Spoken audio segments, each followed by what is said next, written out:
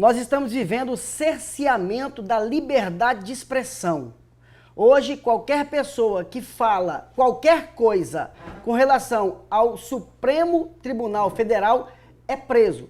Nós temos hoje o Eustáquio, um jornalista, tá? Zé, jornalista, comunicador, está paraplégico tão somente porque foi falar, exercer o seu direito, a sua liberdade de expressão. Eu acho isso criminoso. Então nós, brasileiros, precisamos ir para a rua, garantir o maior direito constitucional, que é a liberdade de expressão. Zezinho. Olha, eu acho que a democracia ela só constrói com aqueles que discordam e que dizem não. E eu discordo e digo não. Por que digo não? Primeiro, esse jornalista, Eustáquio, o que é que aconteceu? Na verdade, ele estava convocando as pessoas para quebrar o Supremo. Aí veio, eu sou contra qualquer tipo de violência, eu sou contra... Quebrar? Não, foi as palavras dele. Para quebrar, não. Quebrar o Supremo. Eu tenho um corte dele falando, quer dizer, busco fazer na militância política, quero que ele se recupere, quero que ele fique bem, mas nenhum ato que venha instigar a violência, ele constrói uma democracia. Samuel, com você a palavra. Edivaldo, Sartre, ao fundar a escola filosófica, ele fala sobre a má-fé. A má-fé consiste não somente em eu querer trapacear, ludibriar, enganar, deturpar um terceiro, mas é eu mesmo tentar me enganar.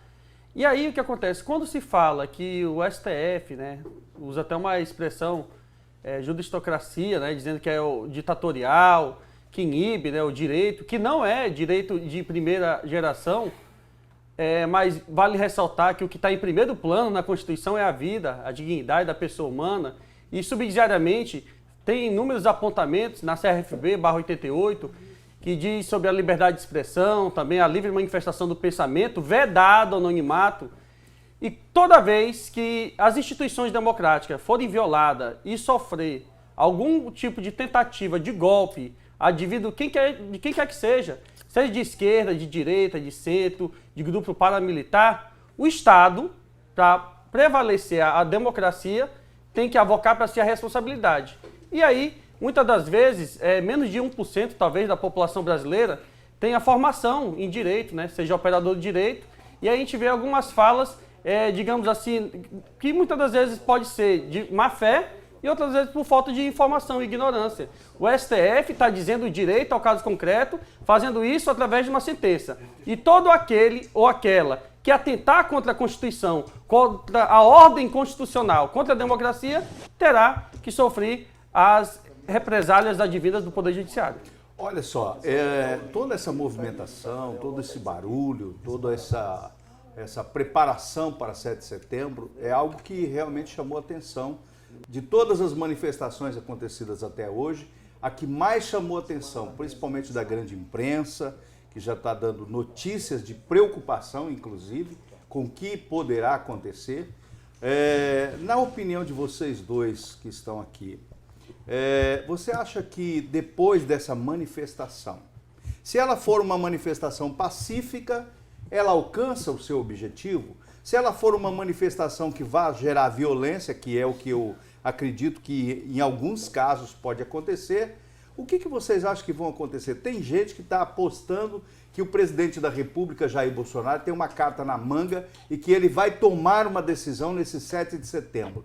Tem outras pessoas dizendo, Edivaldo, não vai acontecer absolutamente nada. Se não acontecer nada, fica parecendo mais uma campanha eleitoral. Eu queria ouvir vocês dois.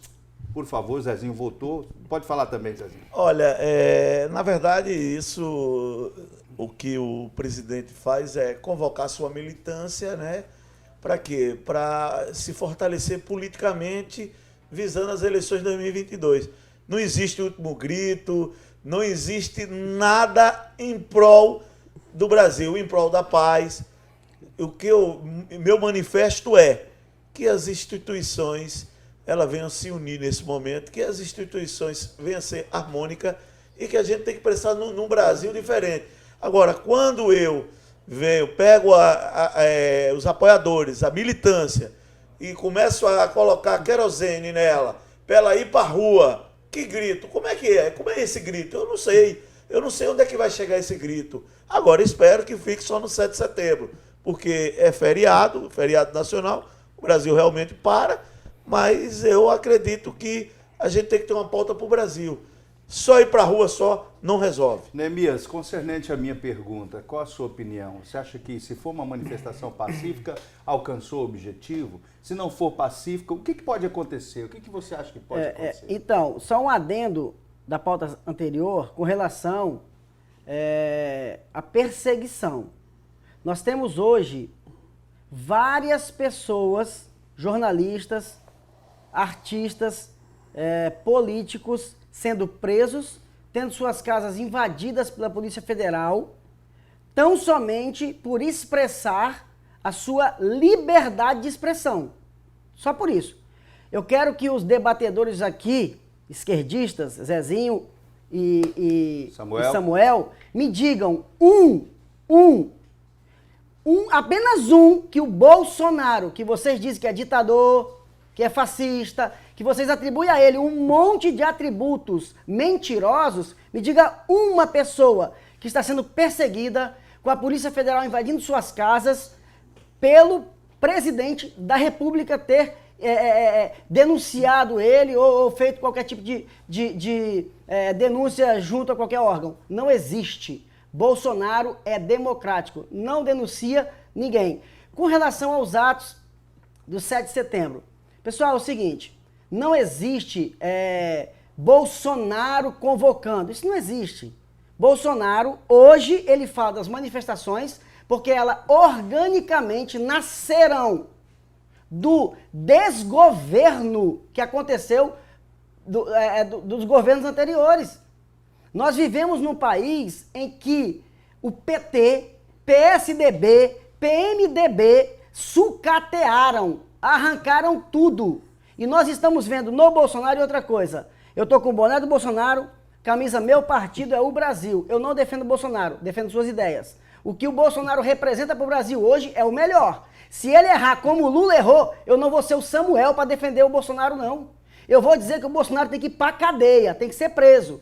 Porque quem rouba a nação merece ser condenado. Roubar o povo é o pior crime, é crime de humanidade. Eu defendo as ideias do Bolsonaro e 7 de setembro será um marco na história do Brasil. E Bolsonaro, com essas ideias, será considerado muito em breve herói nacional. Bom, agora deixa o Samuel falar, porque senão o Samuel tá aqui, olha para lá, olha para cá. Samuel fala, o Zezinho quer falar, mas fala, Samuel, por favor. Olha só, Edivaldo, ao menos a gente ganhou uma meia-verdade na fala do pastor Neemias Brison. Verdadeiramente, o Bolsonaro ele não denuncia ninguém. Tanto é que o Ricardo Barros, que foi acusado, não por mim, mas pelos delatores, de cobrar $1 por propina de uma dose de Covaxin, e graças ao servidor estatutário de carreira, que teve autonomia, habilidade de delatar esse esquema grandioso de corrupção, e tantos outros que estão no governo do Bolsonaro, o Bolsonaro não teve competência moral, prevaricou.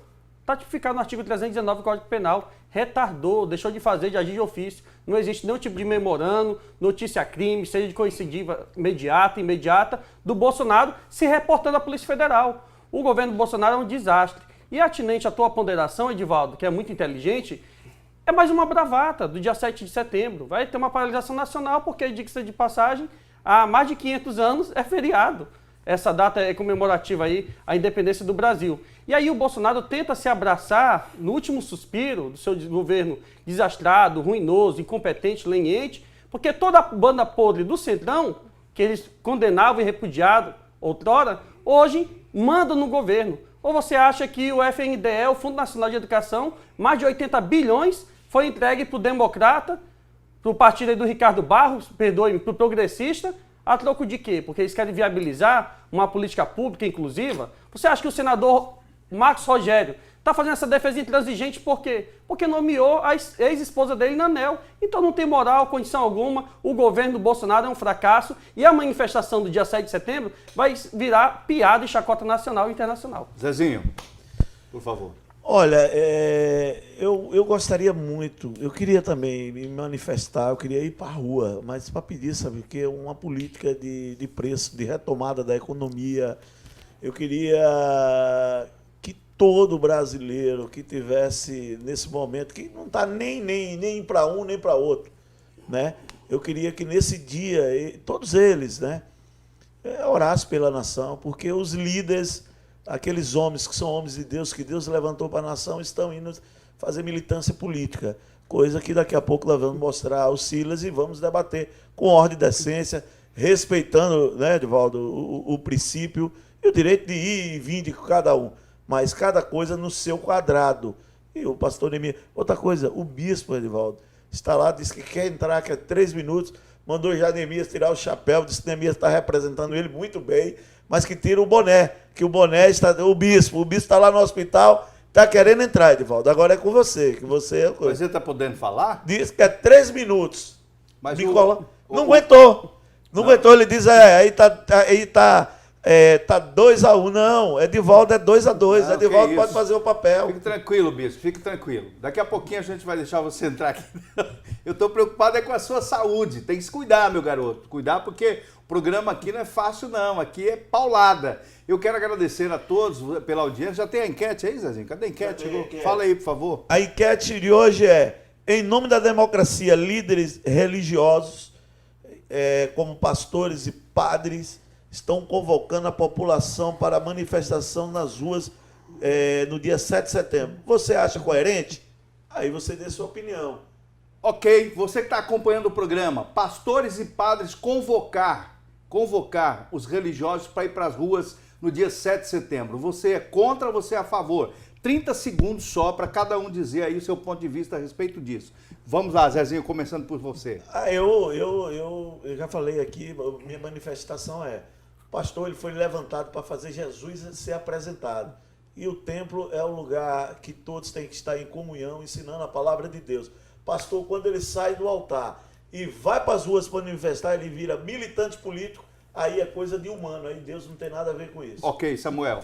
Num país onde nós temos quase 113 milhões de brasileiros, mais da metade da população com insegurança alimentar, eu penso que o verdadeiro evangelho de Cristo é lutar pelos pobres, por justiça social. Silas Malafaia e tantos outros deveriam criar vergonha na cara e parar de bajular o Bolsonaro.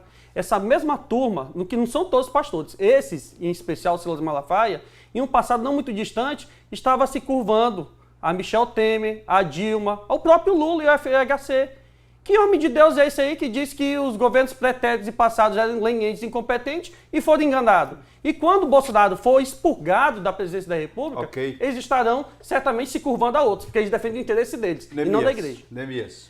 Eu acho uma extrema covardia um pastor, um padre não se manifestar. Primeiro, você não está no céu, pastor e padre. Nós estamos na terra, somos cidadãos e precisamos colocar pessoas que nos representem no poder. Então, eu estou coadunado com o pastor Cláudio Duarte, que convocou, com o Renê Terranova, estou coadunado com o pastor Silas Malafaia e com tantos outros que têm convocado a população para ir às ruas. Não fique em casa, vamos às ruas. Liberdade já!